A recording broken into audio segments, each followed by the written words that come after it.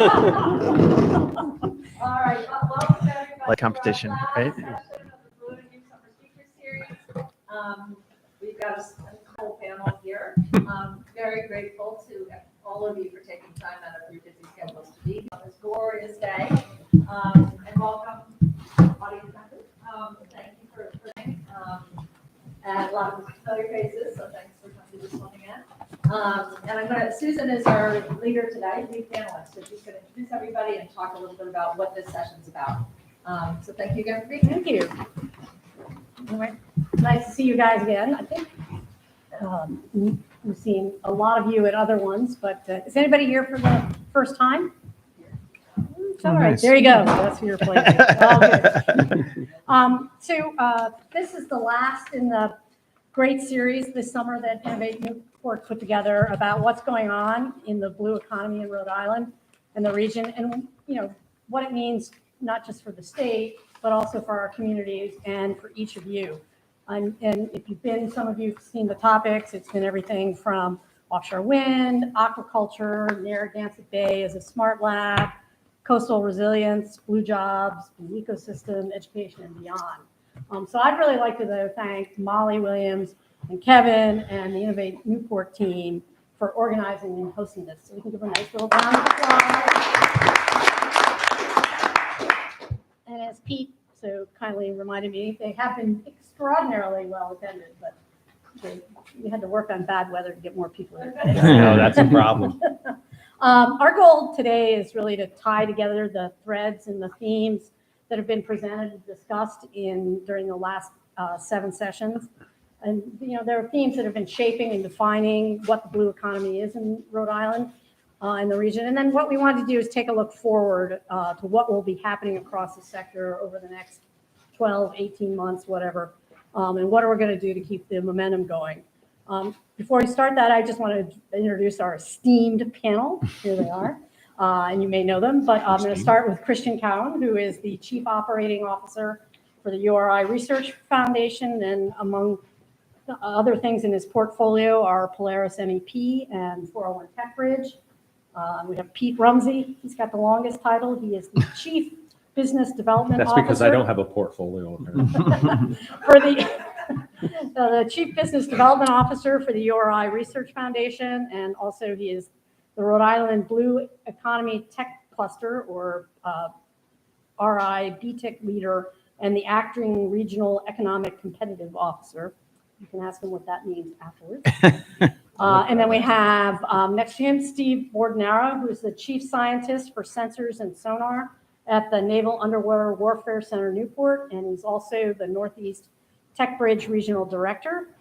And finally, Eric Brine, who's the Director of Defense R&D Initiatives and Operations at the URI Research Foundation and URI Ventures, and he's the project lead on the Smart Bay initiative that you'll also presented on earlier, and also we'll chat about today. So we're lucky to have these guys, and I know you probably have heard one or all of them speak at one point, either here or elsewhere. I just wanted to set the stage a little bit, and I think Christian, was it 2018 when we met up in Commerce? About 50 of us with that blue. Sounds right. Yeah. So the Commerce folks convened about 50 people up at Save the Bay's offices in Providence to talk about the blue economy and what Rhode Island's role could or should be. And we had representatives from just about every sector: defense, shipping, offshore wind, recreational boating, tourism, fishing, academia, government, you name it. But what I remember most about that session is that each of the 50 people there had their own definition of what the blue economy was in Rhode Island. The defense people focused on the strengths and issue around defense, and the shipping people talked about shipping, and I talked about recreational boating, et cetera, et cetera.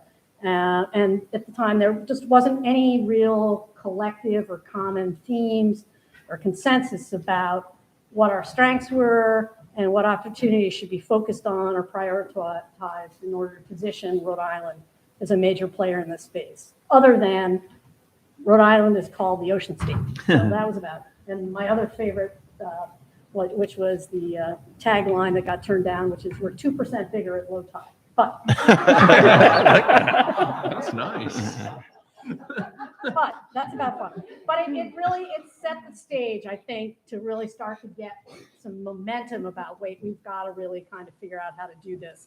And since then, as you've seen in some of the presentations, a lot has been put into play. So what we wanted to do today was really to get, start to kind of bring it all back together. And certainly we want this to be a dialogue. But to start it off, we're going to have Pete just give a little bit of a recap of how the blue economy in Rhode Island is being shaped and defined. So Fantastic. 10 minutes. Thank you. Yeah, and I think she's going to cut me off promptly at 10 minutes, so I'm going to speak fast. And thank you very much for that introduction. As Susan very well laid out, the scary thing is I sat in several meetings before that 2018 meeting and several afterwards. And there were some very great people that got together and worked with Rhode Island Commerce and the governor and Save the Bay to try to put a definition of what is the blue economy. And then more importantly, what are we going to do about it? So there was this existential question of how do we move forward and how do we really take our place as the ocean state in driving that forward? A little over about 18 months ago right now, as Governor Raimondo became Secretary Raimondo and moved to Washington, and I had the opportunity to come work at URI and continue the work from Commerce. My primary challenge is given to me by the governor, the new governor and the Commerce Secretary, were to work on creating a Blue Tech Innovation Campus. So we started working on that. We were able to stand on the shoulders of a lot of great work that was done by all those working groups. And really the salient point around that was this thing called a Rhode Island Smart Bay, which was taking a lot of great work happening at Newark, great work happening over at URI, things happening up at Roger Williams, things happening at Harrishoff, and a bunch of other partners, not to leave anybody out of it, but we don't have time. How do we bring all those together and really create a go forward momentum and really an economic strategy for the state? And it really was to create a strategy. As we started putting that together and started talking about what is the Smart Bay, what that's going to look like, and putting together a network of innovation centers around that, we learned of a great new challenge coming from the U.S. Economic Development Agency called Build Back Better Regional Challenge. In our mind's eye, I know the rough numbers, but the first thing we were looking at for an innovation campus was going to be single-digit millions of dollars, maybe 10 millions of dollars. Much of it from industry, some of it from the state and a private-public partnership. We were going to catalyze something. But when this Build Back Better came together, we suddenly had large aspirations, and we decided to supersize it, to use McDonald's speak. Apologies. So we started thinking not tens, but hundreds of millions of dollars. And we came up with a vision with a lot of smart people, and including this guy and this guy and that guy and everybody, most of the people in the audience. It's kind of characteristically all here to hear me talk about stuff they did. With that, I can really go through this presentation very quickly. Is there a clicker? I'm here to click for you. Oh. Wow. I think it's why you brought me. That's the first time Brian's ever done anything I've asked him to do. So he's under pressure. As I talked about, we took a look at the historic from Rhode Island and the gratuitous mention of this, a great background in with Navy assets, including Newark, as well as the Naval War College, the first offshore wind farm, 5 turbines turning off of Block Island, a now thriving Blue Tech Innovation Center that wasn't there, quite honestly, in 2018. It was nascent. We had things like Rye Hub startup, things like Harrishoff get into the game, and now we have little ventures like Gyro Robotics coming up, Flux Marine, and many others that we can talk about in depth and talked about over the last 5 or 6 weeks. We have a lot of great work going on at URI with our Graduate School of Oceanography, as well as the Ocean Engineering School, and much more. And then we have a thriving fishing industry and increasingly aquaculture industry that Perry Rasso and company came in and talked about. So with all those assets, next slide, please. Want to step back a little bit. It turns out that the Build Back Better Regional Challenge not only was an opportunity for money, but actually independent of that money, and independent of outcome, it challenged us to do all these things that we need to do for our state, regardless. And so the strategy that we put together is something that is going to continue long after. We're looking at transformative regional growth in really building a resilient economy, making Rhode Island an economy that's not first to go into recession and last to come out, but instead one that can weather those economic tides that in and out that will always come. It also, we have an existential issue that exists here in Rhode Island with an aging workforce and now record employment, that as we create all these new good paying jobs, who's going to do them? And what we have to do more than ever is employ to engage all of the underserved communities here in Rhode Island and have a focus on equity. So equity, diversity, inclusion, and even one could say social justice and environmental justice, to make sure that we go to all those folks up in Pawtucket, who it's really a couple of us, Christine's out here in the audience somewhere, we actually went and did a bunch of engagements with community-based organizations, including up in Pawtucket. And you meet children who have never seen the ocean. And it's unbelievable, but you have to see it with your own eyes, and it melts your heart or it stresses your heart. And you see that we really need to make sure that we make pathways into these great jobs that we're going to create there. And finally, we need to engage a broad sector coalition. And we ended up sincerely engaging with over 100 different organizations, nonprofit, government, military, and for-profit industry, big and small. And that was probably the most amazing thing that happened with this, that we were able to get all of Rhode Island, our small size, we could move quickly, and we made this happen. And that coalition has to continue to do this work as we drive forward. Next slide, please.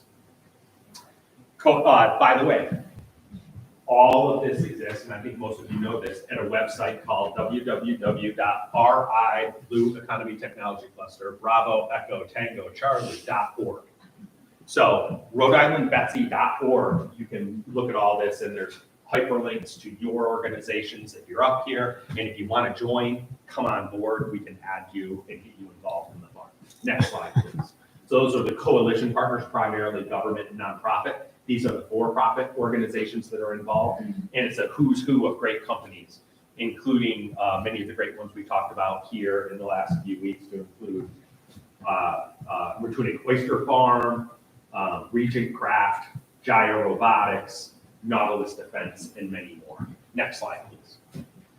We created this new definition that Susan talked about at the top of the hour that embraces the traditional sectors, but also makes sure that they work cooperatively together, not competitively together, not at the expense of each other. And we added in, very importantly, from a resilient standpoint and an equitable standpoint, and most importantly, from a sustainable standpoint, we added in offshore renewable energy as well as aquaculture. And when I'd like to say we started out with this in mind and we knew this, but it actually worked backwards into this. And it's a great outcome that we were able to help define a new definition for the blue economy, not just here in Rhode Island, but for the country. And we've actually started to see this get plagiarized quite a bit, which is the greatest thing ever. That's why we did shareware. And again, I could say these words over, but we really want to drive equity in the middle of all this and resiliency for our economy. Next slide, please. We have 4 tactical projects, a shellfish hatchery, seafood wastewater, an offshore multimodal training center at Quonset, in a deep water port up in East Providence. All of that sits on top of this transformational smart bay that will link together to begin, and Eric will talk quickly in more detail about this, but it'll link together all these different data sources and sensors that are already out there today, and then supplement it with new technology on top of that, so that we can create the best playground, if you would, for research, development, deployment, and training for anything blue tech in the world. And that Smart Bay platform will have Blue Tech Innovation Center. We'll have a very nice one down at URI that will be clustered with other Blue Tech Innovation Centers, like the Harrishoff Blue Tech Innovation Center, and many others, including the Cove up in Canada, folks out in San Diego, and near and far. And finally, over all of it, there will be equitable governance with representation from nonprofits as well as government as well as for-profits, and a big focus on workforce development. And you can see equities throughout all of these is the thread that holds it all together. Next slide, please. Eric, how about you help these poor people not have to listen to me much longer and talk Sure. about the Smart Bay for a And moment? I'll tell you just before you key into it, Yeah. because you're going to start getting specific. So thank you, Pete. Yep. That you kind of wanted to give you an overall definition. And one of the big, I get really excited about this because I've been like, got to define this for the state and really build off our strengths and our capabilities as opposed to the all, wish and pray that something will happen. So it's exciting. But one of the things that has come out, and Molly, you reminded me, is now people want to know what's next. What are we going to do to get the momentum going? And so what we want to do now with you guys is sort of get a little bit of what's going to happen over the next, 12. What are the next steps? Both tangible and hopeful. I mean, because these are all big projects. And so because the Smart Bay is kind of, if you will, the underpinning, or maybe whatever the right word is for this all. I mean, it's Strategic platform that binds it all together. ooh, there it is. I was going to say like shining star or something. But Binding agent doesn't have the same, Yeah. like. But really, so much feeds off of it, and it was like I wanted to pose it to you, Sure. Eric, and just sort of say, so what is coming, and if you could talk a little bit about what you see as sort of specific, sort of next steps or next initiatives. Talk a little bit maybe about who some of the key partners are and where you see this going. And now you have a great slide to be able to actually. That's right. So I'm happy to field questions later. We could talk more Yeah. about specifics for those of you that haven't seen my presentation on Smart Bay and what it is, but I'll try to get more to the point and Yeah. specifically talk about next steps and where we go from here. And that really depends, right? Because all of these projects, a lot of these depend upon investment. Smart Bay and the EDA project that Pete mentioned, it's an infrastructure grant and an economic development effort underway here. So the Smart Bay we look at as a piece of infrastructure. It's different than most infrastructure, and this is one of the challenges with working with EDA and the Commerce Department is they look at Smart Bay and say, I don't quite know what that is. How do I build a Smart Bay? I know how to build a building, I know how to build a highway, I know how to build a bridge. I don't know what the hell you're talking about. And we had to explain, maybe this is more akin to broadband, right? Because it's more important than anything else. This is a network. This is a network of capabilities that important that we're building out on legacy investments in the state rather than starting from scratch and trying to build something with no prior effort. So our next steps are that connectivity. That's an important part of it to us. So the first part of Smart Bay for sure is how do we develop that connective tissue to all our legacy investments and organizations throughout the state. Smart Bay relies heavily on technology to create data aggregation, but it also requires a lot of relationships. So it is a network both of sensors and capabilities, but it's also a network of people. So those things will move kind of at differing speeds depending upon investment. Now, if we get this EDA grant that comes through that Pete mentioned, that allows us to make a massive jumpstart in an investment on Smart Bay in the near term. But our plans as we develop them aren't dependent on one effort at all, right? We're going to have to hit some home runs like this EDA grant. We're going to have to hit a lot of singles and doubles, and occasionally we're going to butt. But we need to leverage all of these different possibilities and investments from across these sectors in order to get to something that's aspirational like the Smart Bay that we have planned, these coastal waters of Narragansett Bay, all the way out to the Block Island Wind Farm, so we can tie together all of these organizations that are across those 7 sectors that Pete showed you earlier. So for specific next steps, we're really waiting on seeing in this next few weeks if we have that really significant near-term investment, coupled with some state investments that we have lined up as well, because that will really guide where we make our early stage investments. Once we have some of those significant investments in the next couple of months, then we'll start to put out RFIs really, because we are looking for not just typical providers of technology or infrastructure. We're not just going to go out like you would if you were going to build a building like BTIC and ask for somebody for a design or ask somebody for a contract to build a building. We're looking for partners, development partners that are looking at investing in the Narragansett Bay as their place to demonstrate their technology, to prototype their technology, and advance the capabilities of the state as a whole. We're going to have some money to do that and make those investments in some of those partners, but we're really looking for those that want to be with us for the long haul and have an aspirational idea of their own. We see this as Smart Bay as a platform of platforms. So every sensor capability that we put out there, many that are there already, they're intended to collect data, but they're also expected to be a platform that allows us to do more research, development, and prototyping of other technologies on them. We should also mention, I think we forgot to mention that the governor and the legislature has provisioned $70 million in the state budget for the blue economy. So we will be accessing those funds over time. If the EDA comes in, it's a very easy process. If the EDA doesn't come in, it's going to be a little bit more of an elongated process. But the governor is, our current governor and the legislature is all behind this, as well as the president of our university. So over time, we already have line of sight to funds to make these things happen. It's not really an if, it's just a when, and how we'll be able to bring those stacks together.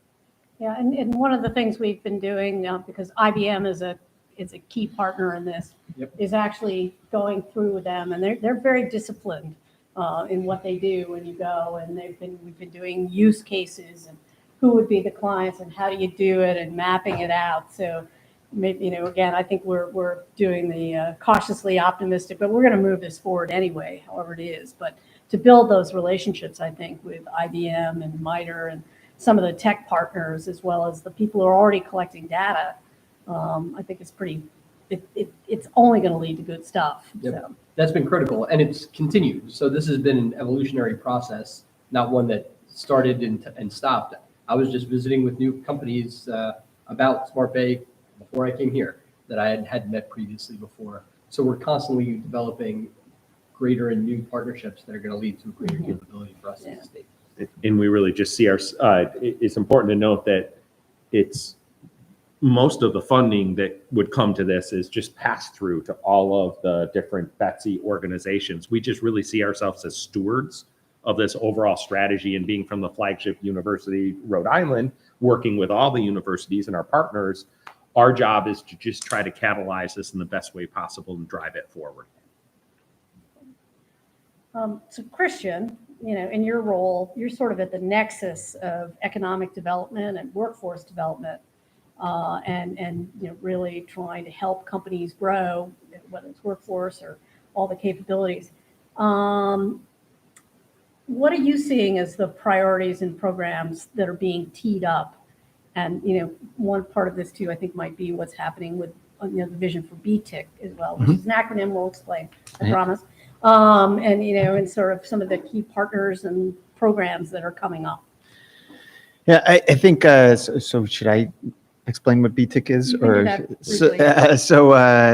The acronym that Susan used, the Blue Technology Innovation Center, is a building that we're building out. We're proposing to build out on the Bay campus over at URI, which is a fusion space between industry and academia. So how do companies take space that's housed on the Bay campus? We've got faculty and students right there, and got access to actually a brand new dock that they're building for the new research vessel over at URI. So we see that as a place for workforce development. How do we train and get university students and faculty up to speed with what's going on in the economy? How do we get their inventions and their ideas deployed into the Smart Bay? There's lots of different parts of the workforce, though, with the blue economy, right? Some of the discussions that's happened, Pete talked about Perry Rasso down at Matunic Oyster Bar. Offshore wind is part of this. Building these ports are part of it. Undersea technology is part of it. So it's very broad in terms of workforce. And I think the part of the definition of blue economy that especially our state and federal legislators are looking for, like, what does it mean? What does it mean for our state? And from my point of view, it's economic development, it's companies making more money, and jobs. how do we paying jobs. how do we create good paying jobs that are supported by ocean technologies? If I could take a step back a little bit, I'll give an analogy. When I first started with Polaris MEP, there was a huge, and there still is, a huge need for what we call CNC programmers, these machines that take a piece of metal and mill it down to a very specific piece of metal that is used in a product. There were no CNC programmers. And what we had to do was build a network of essentially workforce training programs that went from New England Tech to CCRI to URI to this little place called We Make Rhode Island, and even smaller places all across the state. Westerly Education Center has it down in Westerly now. And it was really to serve this need of workforce going into a very specific field. The way I see the Smart Bay is a similar platform. We're building a facility, really, in my head, where we're going to train people for jobs, same as a facility or a lab or a university, and we're going to build companies using those assets. So building companies, building jobs based on a physical presence. It is different, as Erica said, it's not a building, but it is a network, and it's very distinct from a geological standpoint. So we're going to, the plan and the forward-looking aspect of this is creating jobs based on our very unique physical attributes of the state in the ocean. And then we're going to reach them into the communities the same way we did it with those CNC programmers. As Pete was saying, how do we program it into Central Falls to make sure that those kids not only touch the ocean, but really get excited about the ocean and love it and want to work in it? Whether that means creating drones like Gyro Robotics, or doing aquaculture and growing oysters at a more sustainable rate than has ever been done before, or working on ferries going out to the offshore wind farm, or designing parts and pieces that go into that offshore wind farm. All of these programs, all of this workforce aspect has to be embedded into the communities. We've gotten better at that in the state. We've seen really good examples across the country, how other places have done it too, but we're really using this to try to get even better, taking that ocean, taking Narragansett Bay, reaching into communities all the way down to the kindergarten level. How do we get, RIMP, the Marine Trades Association has done this for years, Susan and Wendy, how do you get kids in Central Falls to touch the ocean, touch the starfish, touch the seaweed? It gets them excited, and reaching out into the communities is ultra important to feed into those training programs for aquaculture, for robotics, for sonar, for wind studying, for mapping the bottom of the ocean. All of that is important. And the Smart Bay I see as one of the functions it serves is the school and the resources to train all those people. So we're really, I think, looking forward, one of the unique things that is in the plan that Pete proposed is taking Narragansett Bay and reaching out into communities and pulling people in to get more excited and to work on it. And really jobs and economic growth, that's what this Blue Tech initiative is all about. So when people ask me, I'm like, we're creating companies, we're creating jobs, and it's all based on oceans technologies. I think one of the things we forgot to mention before now too, and I can't believe it because it's usually on the tip of Eric's tongue, is we're going to create a digital twin of the bay as well, right? So not only the physical side of this, but a virtual side of it. And so that we can create models and that can reach so far beyond the borders of the ocean out into these communities as well. And both of those things not only help you start companies, but it recruits companies to our space because we have that really incredible modeling and sim capability along with a physical place you can test things in the water. And it's already It's hard to do that in both of those things in the same place. And from a workforce development part, right? You can then use that to push into schools, K through 12, and Inspire Environmental's, pushing forward on that too. So there's lots of good pieces in Right. place right now. And I was going to say one of the goals of the Blue Tech Innovation Center, which is a physical building, but we've talked to is sort of the front door to the Smart Bay, but to ocean, Rhode Island's ocean technology. So, if you're a new business and you're like, how do I get access, whether it's to access to state resources, or what we've done is pulled in Mass Challenge, RIHub, See Ahead, Social Enterprise Greenhouses, all companies that are helping startups at various stages along the way, 401 Tech Bridge. And if you come in with a new product or a new business, start here and we'll point you, where you need to Right. go, Even to Um, other innovation centers. wherever it may Yeah. be, so that you can kind of navigate, because the assets are here and we're not trying to create new innovation capabilities. Right. There's the organizations, two of them are sitting right around the corner. One of them is sitting right here. Yeah. But just really to try and be sort of if you will, the tour guides to direct people in the Yeah. right place. Yep. And with the university, with URI's reach into the Department of Education, the public education system here in the state, they already reach out a lot. You leveraging that to reach out the other partners, the Department of Education is partnered, but everyone, including the Girl Scouts, right, Christine, have partnered with us to make sure that they have programming. The Girl Scouts have programming to inform all the young women to, grow up into loving blue economy jobs. We'd be remiss if we didn't mention as well, and he was here, Brian Williams was here from RWU the past couple of these. RWU's teaching the teachers, creating the teachers behind this who know the curriculum and know how to teach the students. Yeah. And I mentioned a physical building, but the reality is the partnerships are in place that we almost don't need the building, or this stuff can Correct. is moving Programming, forward. The programming is moving forward now, so that we're going to go. Yeah. Okay. So, this coalition created vision, correct? Mhm. So who, are you saying that this coalition is going to oversee the implementation and the running of it? Yeah, so it's a there's a lot of mechanics around that, but there's different scenarios that would go forward. For example, if and when the EDA awards us dollars, there are very specific owners for each of the 9 different projects. Most of them not through the URI Research Foundation, like the East Providence, Rhode Island waterfront enterprises would build that port up there, and they would take funding for that. Overall, we are at the URI Research Foundation is acting as a steward for the entire project, cooperating with EDA. If for some reason, we don't plan on this, the EDA funding doesn't come through, we are going to continue to drive forward and work with the state, who we're in partnership with, to access the blue economy funding from there.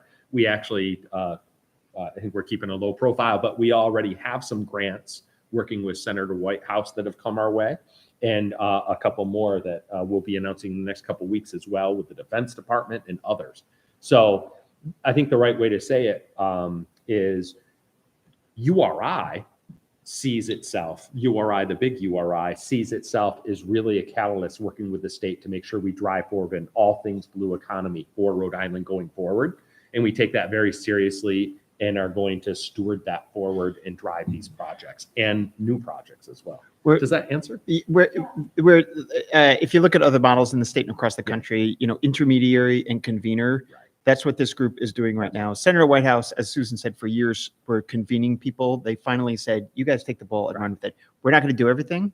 We're not intending to do anything, but similar models, again, in the state and across the country, we're trying to coordinate things so that everybody leverages the funding, the people, the resources as much as possible.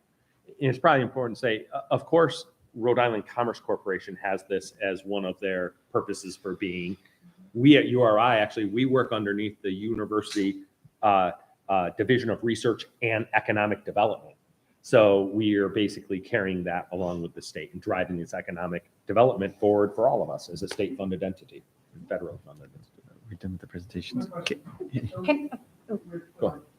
URI, and if you do a public-private participation program, you would in fact be the student for that program.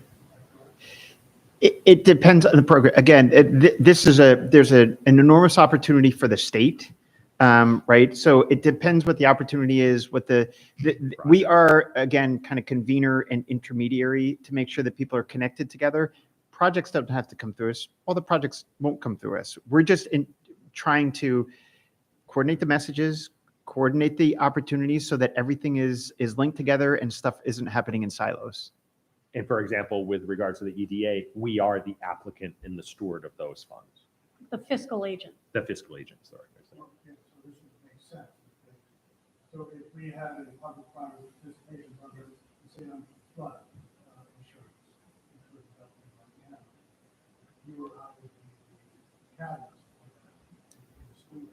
Perhaps, if it makes sense for us to be involved in it, yes.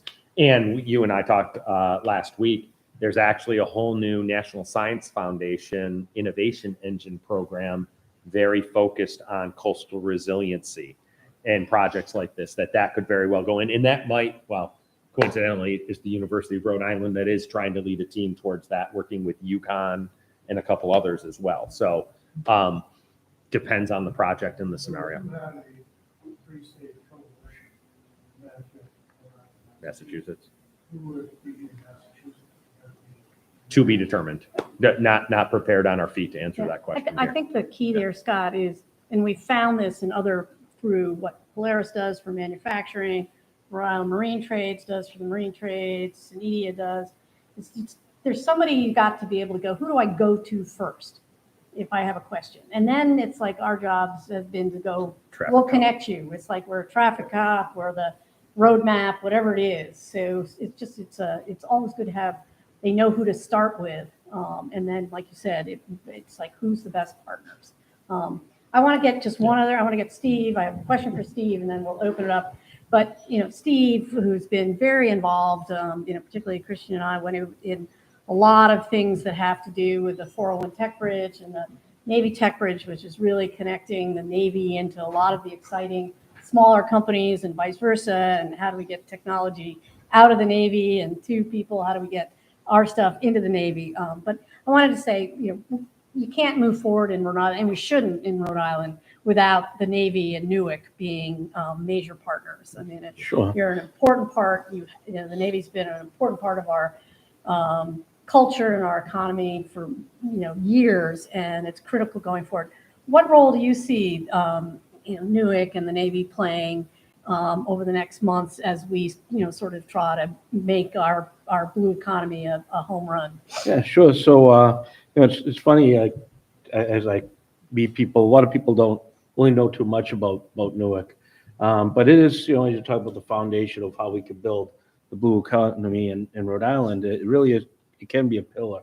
Because it's a pretty big place. We have like 3,500 government employees, a couple thousand contractors. So we're talking about over 5,000 people working on undersea technology, and about $1.5 billion running through that place, one way or another. So there's a lot of work going on. And despite my youthful looks, I've been there for a long time. It's been about 30 years. And when I first came there, especially, there's kind of two barriers. We have a fence around the place, but there's also a kind of a mental barrier that, if you're working in the sonar world, you're working with other Navy people, or you're working with defense contractors, maybe some specialists, but all kind of focused around defense. And you said you kind of saw that when you've had your discussions. But there's so much going on in the world with other industries that relates to what we're doing, that Navy's waking up and saying, yeah, we need to talk to these guys. I had just a couple examples recently. Someone wanted to help me connect with the comms industry as far as laying cable underwater and how they deal with some things there. Offshore wind has to inspect their infrastructure using a lot of the same technologies that we need to inspect sensitive equipment on the bottom and make sure it's not being played with. Just at a meeting today, guys are talking about the success that oil and gas is having with optical communications underwater with their divers under short ranges, and they seem to be a little bit ahead of us there. So we want to make those relationships. And as you start getting into this mindset of going beyond your industry, you see opportunities that you wouldn't think of. One of the things that came up a while ago, looking at modeling of Narragansett Bay, and this is kind of around this time we were talking about Smart Bay, and looking at some of the things universities have, and we wanted modeling for acoustic performance. So you need to know where the salt is and things like that, and to get that kind of level of detailed modeling is pretty expensive. So looking, who would be interested in partnering, and you reminded me when you said insurance industry, that when you look at how your insurance rates are done now, proximity to the water, maybe some limited modeling, but you have these high resolution modeling that the Smart Bay can bring, then they can have much more accurate risk assessments. And depending on who you are, that could be really good news or really bad news about your flood insurance. Not really doing too much recreational, though I keep looking for someone to pay me to put torpedoes on American Cup boats, because I think that would be The hair shop guys have. awesome. But the big point is we got to bring down that mental barrier of working with industry. And we've realized that locally, we've actually realized that across the Navy, when we have some initiatives to try to break down those walls. One of them is the Tech Bridge. So there's an organization at the Office of Naval Research called Naval X, because if you have an X in the name, you must be cool. And they created this network of tech bridges. So there's 15 around the country and a couple overseas. And then there's one locally. So I represent the Northeast region. And the tech bridges, at least locally, we have a three-part strategy. So one is to have a location off-site. If you go to Newark, I always say this, you see a guard, a gate, and a gun, not a welcoming environment. So if we have a presence outside the gates, that'll be helpful. And Christian's been promising me a location for 3 years now, and it's got to be a reality in the coming months. Yes. Did he make a decision yet? I don't know. Yeah. He's giving me a dirty look. So. No. But the point is a place where Navy and industry can work together outside the gates. Even things like bringing in equipment that might need high-speed internet, and we don't want them on our networks. Things like that. Anything that eases the friction, work with government. So location is one, partnership is another. We have an agreement with UR Research Foundation, and it's called the Partnership Intermediary Agreement. So that's a legal document between Newark and UR Research Foundation where they can act as an intermediary between us and industry. Because we don't have very good social skills, so we need someone to help match make and work with them. And one of the things we can do through that is fund them and fund companies through them to help work with companies that aren't used to the big bureaucracy of the government. There's this rule called the FAR, I forget what it stands for. Regulation is definitely, yeah, regulation is a word you remember. And it can be overwhelming. And it makes sense to protect your tax dollars if you're building a submarine or something big, making sure it's fair competition. But you want to be agile. Sometimes it gets in the way. So working through this peer allows us to work outside the FAR. For certain, we can't do it for everything, but for certain research and development, we can work with companies that way and makes it a little easier. And then the third part of that is programming, that we want each tech bridge, both the combination of the government side and the nonprofit, in this case URI, to have programming that take people from kind of early stage. I use an evolutionary chart example from early stage to the point they're building like prototypes for the Navy. And at that point, they can kind of go towards the bigger programs in the more traditional way of doing things. So a couple of things we are doing, they're helping with our STEM programming, where we bring the kids in for the summer, build little underwater robots. So we're able to pay stipends through this arrangement, buy pool parts. So if the pool pump doesn't work, they can run out and get that quickly, et cetera. So that's kind of our earliest stage. We have a program called Launch.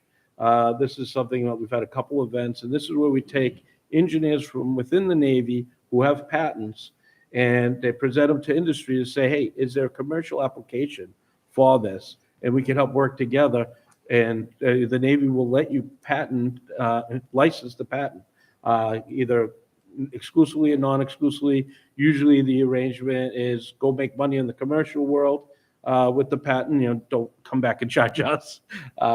But you'll have that support, and there's arrangements we can do to make those that successful. So we've had a couple small events, but there's a larger event coming up in September. We're going to get universities in and students coming out of universities say, hey, here's our technology. Can you use it? And some of it's October, first week of October, sorry. first week of October. Yeah. And there's some interesting stuff like some low-profile antennas if you have a little unmanned surface vehicle, things like that. We have a program called Accelerate. So this is something we're doing with the Tech Bridge and Mass Challenge. I don't know if you've heard of Mass Challenge, but they're an organization that helps startups. I look at it as like you got a group, they have a product, they think they're a company, they really don't know what it means to be a company yet. So help kind of accelerate them. And we have a program that's just wrapping up in the blue tech area. A couple different ways we could reach out to companies. One is through tech scouting, where if one of our engineers needs a particular technology that they don't have the time or expertise to do themselves, throw it over the Tech Bridge and say, hey, could you help find somebody with that? We had one example. We had a sonar system that was wired back to shore. So we want to make this wireless, but it was not a simple put on your Wi-Fi.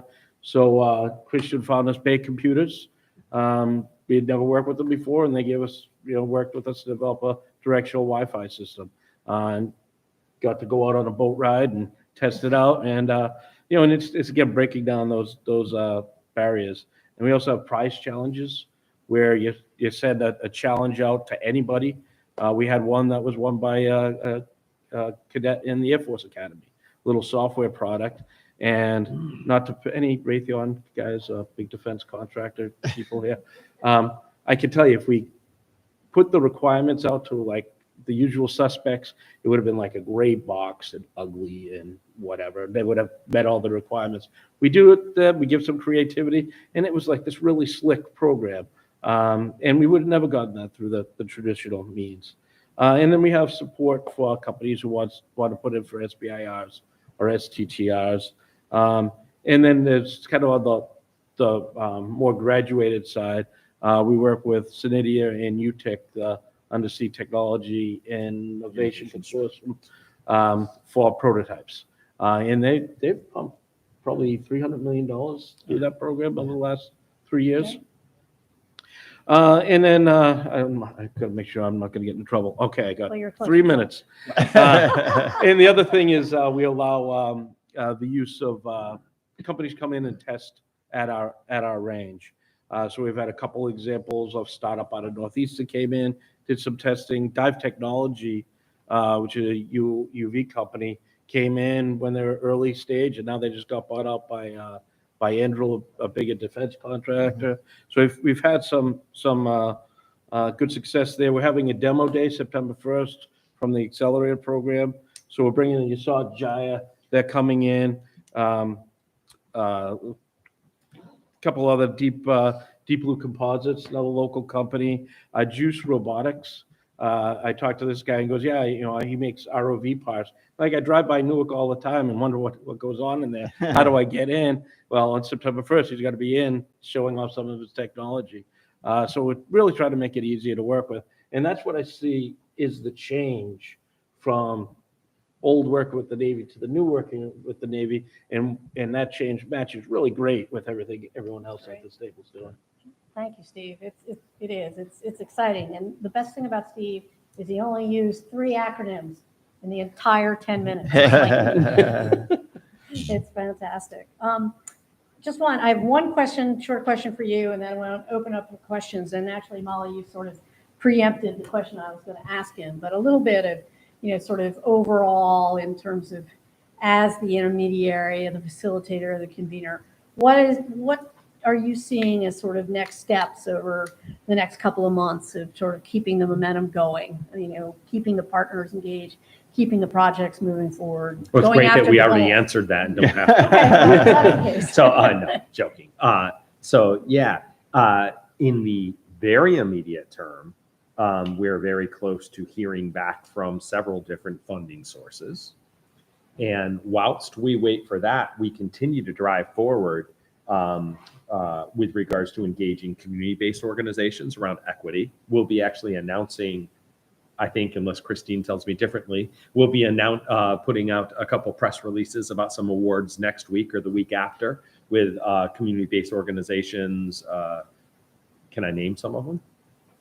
Maybe. So the Rhode Island Black Business Association, the Hispanic Chamber of Commerce, as well as CW Center for Women in Enterprise. to name a few, and we'll be doing even more of those agreements going forward. So, because we do have hundreds of thousands of dollars already to spend on this to build out the workforce development and build out equity and outreach. So we're doing that whilst we continue to pursue more funding. And we've even begun, as I talked about before, thanks to Senator Whitehouse, helped us work with the federal government to get some grants towards building out the URI-based Blue Tech Innovation Center already. So we've begun the design process for that building itself while we wait for more dollars to come in. So we're basically continuing to take in ideas. We continue to drive programming with folks like 401 Tech Bridge and Mass Challenge and Newick, where a lot of this programming is already driving forward, independent of these building buildings. And that's part of our strategy where we can actually get to work now. Yeah, we're bringing it together. There are short-term funding decisions. There are longer-term horizon. I guess I'd be remiss if I didn't say we see this as a 5-10 year process, not a 3-month process. And even on a good day, if all the money were here tomorrow, it's a 3 to 5 year process. So it's probably more like a 10-year process. Hopefully somebody with more hair and better looking than me will take this from here, here soon. Did I say that? Not with that suit, inside joke. Air Force guys. At least it's not blue and polyester. So it's good on you. Yeah, we'll continue to ride forward. And really, what you can depend on, whether you like it or not, is we'll be undeterred by short-term tactical decisions. We're just going to keep charging forward until the governor or somebody big tells us to stop. Thank you. Yeah. So open up any questions from the audience? Oh, there we go. I'll take the one in the back first. Thank you. Thank you. This has been great. I just had a question in regards to the Rhode Island Department of Education. Do you think out of that $70 million and hopefully more funding, because I think you guys touched on the teachers and the kids and starting that, so being exposed to the blue tech world early is key. Do you see money coming into the school systems on that? For different towns? More of the post-secondary. Yeah, I mean, there's a couple different ways. So the Department of Education is excited to make sure that the K through 12 population gets educated on blue tech. Historically, and it's probably the way we're going to start, the way non-traditional programs get into K through 12 is through after-school programs, summer programs, et cetera. That's likely the way a lot of this spending and funding will help support is again, programs that are after school and supplement. The Marine Trade Association have done that for a long time. So we see that kind of ramping up from a broader blue tech capability in K through 12. And then the, secondary and post-secondary systems, they're more easily flexible in terms of injecting new programs, et cetera. So it's definitely an evolution, not a revolution from a K through 12 standpoint, but there's already a lot of very successful programs that have injected new programming and gotten kids very excited around, Steve talked about the STEM program that Newick is doing right now. I visited him the other day, high school kids, I think, if I remember right, super excited, dunking stuff in the bottom of the pool and driving robots around, right? That's what we want. But again, that's a summer program, so. But if you look, and a lot of it will be driven by industry. So the wind folks are going to have an array of demands. CCRI just announced, Yep. when was that, last Thank you. week? Yeah, with win-win. With the win-win, that, essentially it's going to be training to be able to get jobs in offshore wind. So, and that's really what you want, is you want to make sure that the jobs are being driven by the industry so they actually exist, as opposed to, wouldn't it be nice if, that happened? So I think you'll just see more of that come up as sectors grow, demand is there. And the state's been pretty good with its real jobs and various ways of doing it, being able to figure out how to, channel and guide those resources and work directly with industry. It was when the Orsted folks were here for their presentation, which was really good. It's all on tape, right, Molly? These. There were a couple that we had technical difficulties. Okay. But most of these are good. It would even be worth doing a redo of the Orsted folks, because it was quite amazing when they were up here talking about there's actually as their projects start to kick off, especially and this isn't Orsted, but is it Mayflower? Off of Mayflower, Massachusetts? They have 122 different work tracks identified. So 122 different kinds of distinct human beings that have to be trained for different positions. And they are really working very hard to make certain that they will have people trained for all those positions. So everything from the safety certifications with CCRI and the Win-Win through actual hands-on, it's almost like trades that they have to define for each one of these. Thank you. Yeah, a lot of things we're talking about kind of centered on companies or resources in the existing Rhode Island ecosystem, maybe a little more broadly, and kind of trying to cultivate the opportunity here. I'm curious how much focus there is on trying to bring in companies from outside of this region to relocate here and get more established companies also come in and create those job opportunities in the near term rather than having everything else. Right, because we've talked, we're probably necessarily, we've been very focused here talking about organic startup and whatnot, but that is actually what our close comrades in arms at Rhode Island Commerce do all day, every day. The Sue Lee, Hillary Fagan and her team, Sue Lee Co., Dick Sewell, and a couple other folks that surprisingly, they must not have heard there was beer here. But no, they've been here almost every week driving the forward. And actually very recently, these seats were filled with a delegation from India who were here talking specifically about moving their companies or creating U.S. headquarters here, if not creating ventures here, all focused on supply chain for offshore wind.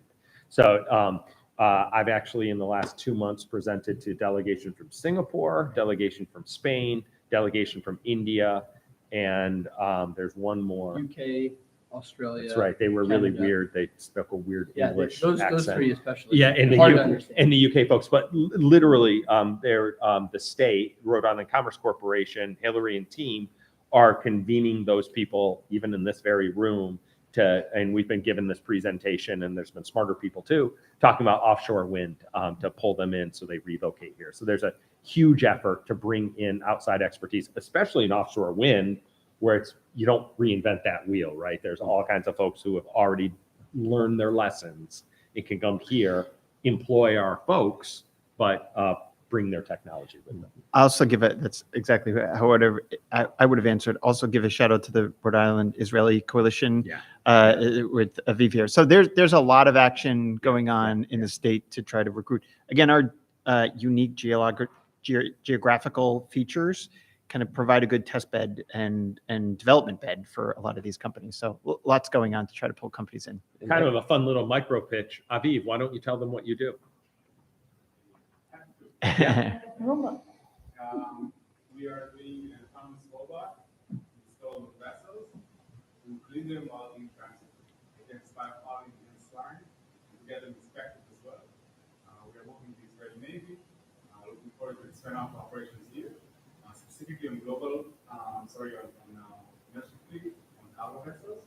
And we are looking into maybe doing a better site here, testing platforms, and hopefully getting some more partners here. Yeah. It seems like an amazing place. You're ready to the economy, to the future for sure. So hope That's awesome. So you see like Aviv working with Innovate Newport. Also, I think the RyHub folks are looking in I think next Monday, I'm going to see him up at Moran Shipping, where, this is a independent industry player, very large here and been very good to us. Are going to bring together all kinds of different folks to see Aviv's technology and see where it might be applicable. And RIHUB does. Yes. Yes, They support absolutely. it. Mia does a little bit. Did you have a question? No, I hear a lot of talk about jobs, but I don't hear a lot of talk about careers. And I guess I'm wondering how this whole process is going to look at. And you get not just that entry-level job, but how do you get people moving into a career path and understanding, okay, well, I want to work for Newark, but I don't necessarily start there. Mhm. And what is the process that's into the thinking that's trying to figure out that more? Because people are looking at it going, oh, these, they're with, but I've heard it, so I can repeat it. I don't want to work on a wind turbine. You know, what do I want to work offshore for? They don't even know what it means to work on, you know, you don't really work there every day. Yes. But those kinds of concepts, there's no clue about what those careers are. Well, and I'd like to direct that. I'll let Christian talk. I just want, you're preaching to the choir. And also I'd add a whole nother layer on top of that, that for first generation or second generation folks who have come here, it's even more difficult, where there's absolutely nobody they've ever known that have done anything. I mean, many of these are new industries, but even for the ones that have analogs, it's challenging. You've done a lot of work around this with Polaris before and RIMTA and whatnot. Yeah, I mean, there are career pathways, and the Department of Labor Training has a whole career pathways. But and the reason I say that, it's hard, right? And I've used that moniker several times in the past few weeks about. Yeah, I mean, some of them are actually effective, but there's always room to improve a lot of stuff. We maybe didn't do a good job of explaining, like the STEM program that Steve talked about at Newark. That is very specifically designed to take kids from underserved communities, expose them to technologies, and get them, you know, career awareness is important at the K through 12 level. There are very specific programs that exist. They need to be tied together better in terms of apprenticeship and certification programming. The apprenticeship, why did I lose his name? The Andrew Cortez, thank you. Andrew Cortez, who runs the apprenticeship organization for the state of Rhode Island, was involved in all of these conversations and making sure that we tie apprenticeships in, certifications in, associate's level, and make sure that these are all tracked up. But again, it's very varied jobs, which is good. We have Polaris and the Marines Association and others, and Building Futures, and Skills. We've all worked together because we're kind of recruiting the same people and kids. And it takes some career exploration, even for older people, you know, teens and 20s and 30s, where they're trying to figure out what career, and that career they want to go into, and that career exploration is incredibly valuable, and that helps get into pathways. So there are pathways being designed. I think your point is well taken. They need to be connected together better a little bit and cross-pollinate. But there is a very specific effort to do that between a lot of the different parties. All right, you then me. Wait, who's first? You're up Me? first. Okay. You're on Yeah, first. just to touch on, you know, I see with the Navy, they have a lot of good programming, all the way through K through 12, the high school programming. They try to make sure that the programming has stipends, because one of the difficulties getting some underserved communities is if they need to get a paying job, they're not going to take the stipend. Earn while you learn. So I think that's important. But they have programs for high school, college. You can get your degree paid for. There's a couple programs for that. When you get into Newark, they'll pay for your master's. I went to school full time for a year by earning a salary, get my PhD. So there's these great programs. Where I think we're failing is getting people to know about them, because I see a lot of people in these programs like, what's your dad do? Oh, I work at Newark. I work at ONR. I work there. You know, so you know, how do you get that out? And you know, the Navy's not, their main job isn't marketing, right? We don't do marketing, so we might not be good at it. So maybe this is an opportunity. Yeah. You do it. You just done a very good. We don't do a very good job at it. So hearing your comment, maybe this is an opportunity to look at, you know, that we have these funded programs with the money. Do we need the help with the marketing and getting it in the right hands? So I think that's a great point. Need to get Tom Cruise involved. Engage with that is educators. Yeah. And I don't, there is no reflection on them. Yeah. They have to teach their subject. Yeah. They don't have any idea what those stuff Mhm. Yeah. that connects what they're teaching. Mhm. What people do. Yeah. And I happen to be working on a very small so-called project with a couple of other people to develop a program that we can people with. And we're not just looking at the food, and we're not tapped with something. Mhm. period. Yep. Because we want to be able to look up, How do we learn more about that and get you involved in this? yeah. That'd be great. Well, you Let's know, do that. Christine and I have already connected a little bit. Oh, good, on and off. good. you know, I mean, And I think there are things that we have to look at that are barriers Agreed. and to be saying on the jobs, people aren't necessarily looking for a job. Sure. They're Well, looking for a place we call them where they pathways. belong, where they feel like they can accomplish something, where they can contribute, where they can grow. Especially millennials And and, you employers are know, not good at that. I've given it our person.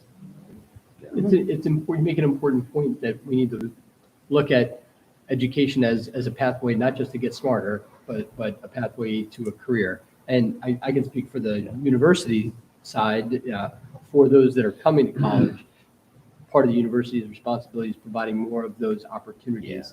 Sometimes figuring out what you want your career to be is doing an internship, a fellowship, a work study program, a summer job that teaches you what you don't want to do. You have to Right. know enough. That's right. But you have to be in a place that's creating and providing those opportunities. That's one of the ways that you find out about them. So I think the university is starting to do that increasingly better. To your point, I think we need to do that at a younger. But I would- Comments on that. Please. So when we could go, like, and do things like that, and when the GTEC symposium was going on. Yeah. I will never forget an employer standing up there and saying, I can't believe it, we thought we recruited those graduate programs and nobody wants to work for us. And our business partner, I looked at him and I sure want. We didn't start early enough to make people aware that they could do what you were offering, because their master's program might not actually be it. Map into it, yeah. And, I don't mean that in a bad way, but are we thinking, how can we be more strategic Mm, in thinking about where we have to build those pipelines? Because we know that in the whole way, mm, the pipeline starts early. I'm going to give one more just really quick example. My business partner was doing a project with Rod years ago, and it was connecting the classroom to the workplace, and little video, they were multiple. And there are these high school students sitting there looking like, I don't want to be there, I have nothing to do with it. The question is asked, do you see your schoolwork connecting to your future? And then immediately after that, the bulk of those folks started talking to me and saying, you're taking geometry now, right? Yes. Okay, let's show you how you're going to use your geometry. And started explaining how you build a new math for no vote. And lo and behold, there's a lot of geometry in here. You gotta know angles, you gotta know how the angle is at distance. That you don't get 1 feet, build one mass, you put that one thing up there on an old boat. If you're not gonna use a composite of any kind, put that mass on there, there's no identity. And they were all of a sudden engaged. And sometimes if we don't connect, you don't provide the information in order to connect, because the teacher can't know all that stuff. sure. Yeah, I'll take it, because this is something I complain about all the time, but it's not only connecting, but like, we got to please stop telling people to be an engineer, you have to be good at math. I can't count to 11 without taking off my shoes. Math, being good at math, being a good engineer is like being good at typing makes you a good author. Like, I think some of the best engineers in 4th grade are daydreaming and not doing their math. And, we want the daydreamer. I got Google, I got a calculator, I got all these tools to replace the calculator. How do we get the people who think math is boring, because math is boring all the way through probably first couple of years of graduate school, right? How do you just say, yeah, that's just a necessary evil to know some of this stuff. But the interesting stuff, it's more like, it's more like being, an artist or music, You find the best engineers, they all play an instrument, or they all do true. something. I'd like to, one thing, Yeah. and Wendy and We went a I little off script. found this out from doing a lot of like middle school and high school programs and get them into sort of interested in the careers in the marine industry and recreational. There are a lot, and Pete mentioned it up in, like kids up at North Province, like who've never touched the water. There are kids in Newport that have never been in the water, and I've always, this has been my kind of big mantra for a long time, is if you don't have a relationship with the water, why would you go into a job and a career in the water? I mean, you would, but in general, you're not. And so, how do you start? And that's one of the things I think the value of the Sail Newport fourth grade program, where every kid at Pell, and they start one in second grade, where everybody in second grade learns how to swim in Newport, which is great. I don't know why they don't do it in third grade. Huge. Fourth grade, but they're learning more than just sailing because they spend an hour on what's happening with, whatever, tides, crabs, seagulls. I mean, it's just creating that interest. The problem is there's a gap until high school. And, we tried before COVID, we brought a whole bunch of people and said, how can you fill the middle school gap? But you can't do it in the traditional curriculum. It is very difficult. I mean, we can't. You can do it after school. So I think we just need to keep pushing these things forward, because you've got to get them happy. I mean, that's what Steve Heath, and you brought Steve in to talk. And he's sitting there going, just get them on a paddleboard, get them on a boat, take them out and have fun, whatever it is. But you will let them touch the water. And then the rest of it will start to make sense. I agree with you. Who wants to go offshore in the middle of February to go repair a turbine? I don't think anybody does, but Sounds pretty cool to me. yeah, well, you may get but I mean, I think that it's got to be more than just say, hey, wind is phenomenal in this. It's sort of how do you really start to instill it at a young age. So we're getting. Yeah, I would just say, great job with the successful programs that do exist, Mhm. like Yeah. the fourth grade program, like the STEM program, like the community building that my daughter did at Iris. Yeah. I mean, there's So cool. those programs have touched lives and inspired youth. Mhm. So I think that following that model and building off of it, you Yeah. have to start somewhere. Yeah. So that's It is. We still need to, more than ever, get into those communities though, and meet them where they are. Many of these concepts still require you to come to us, right? Even in Iris makes my eyes water when I go over there, like it's a candy shop. And, but the next thing is like, how can we bring that into the communities as well, which is all kinds of logistical problems. But we got a lot of work to do. Any other questions?